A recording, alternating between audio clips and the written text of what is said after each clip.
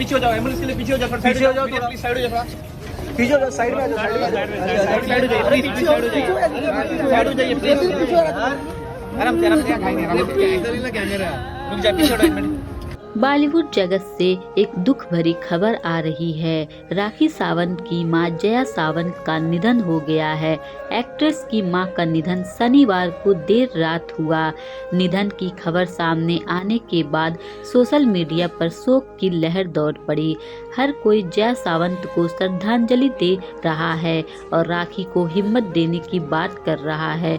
राखी की मां जया सावंत कैंसर और ब्रेन ट्यूमर जैसी बीमारी से जूझ रही थी और बीते काफी समय से अस्पताल में भर्ती थी, लेकिन देर रात जया सावंत ने आखिरी सांस ली।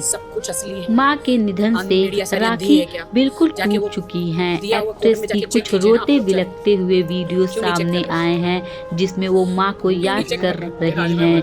राखी वीडियो में कह रही हैं कि मां अब चली गई। वीडियो में राखी अपनी मां के पार्थिव शरीर को लेकर जा रही हैं।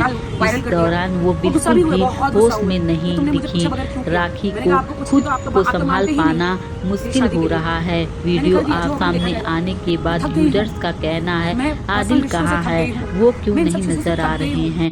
कुछ यूजर्स राखी को हिम्मत की बांट रहे हैं।